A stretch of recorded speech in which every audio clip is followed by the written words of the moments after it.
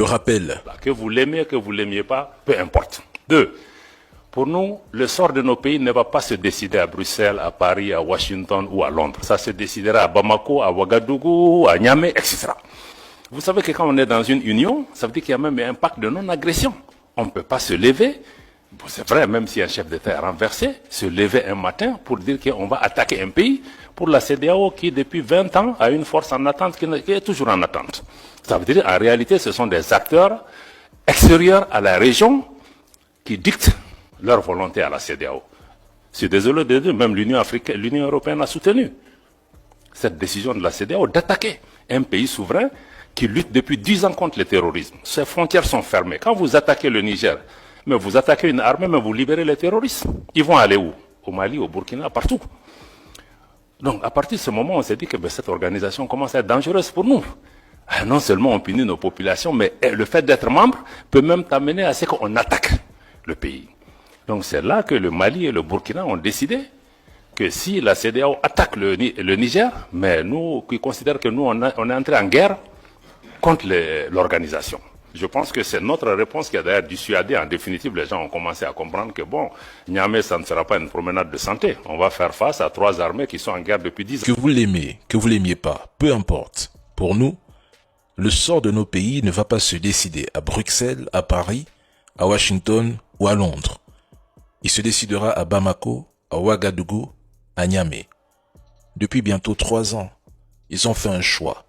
Appartenir à cette Afrique qui se lève, une Afrique libre, souveraine et indépendante, et quitter les rangs de ceux qui préfèrent rester dans une Afrique qui se couche comme une serpillière, qui accepte son branché, son rôle de vassal face à l'Occident. Depuis ce jour, pour avoir osé défier l'ordre imposé par l'Occident, toute la machine de propagande s'est mise en marche.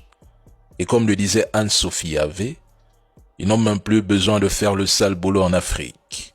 Ce sont désormais des Africains qui s'en chargent pour eux.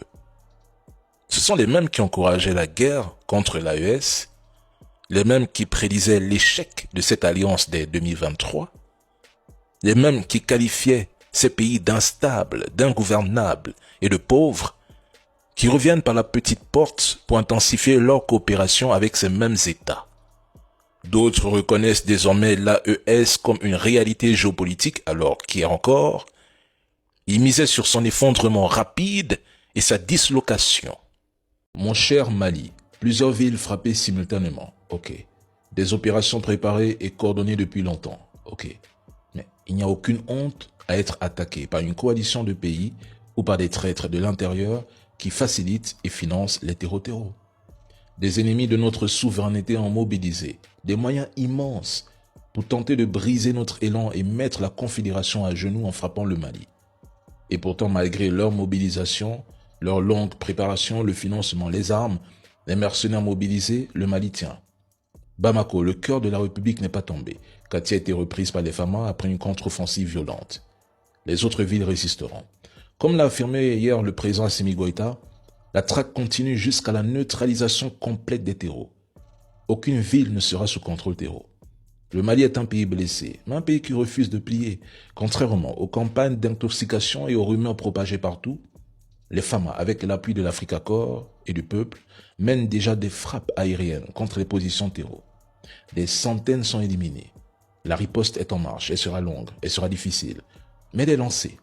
L'ambassadeur russe Igor a réaffirmé devant le président Assimi Goïta l'engagement de Moscou aux côtés du Mali. C'est un partenariat. Et ce n'est pas une simple déclaration diplomatique. C'est un partenariat stratégique forgé dans les combats et les sacrifices partagés depuis 2021. La Confédération AES a parlé d'une seule voix.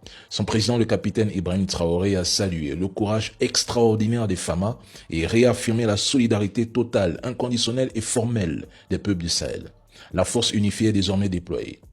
Le Mali a besoin de chacun de ses fils et de chacune de ses filles, car le Mali n'est pas seul. La cause sahélienne est devenue notre cause commune.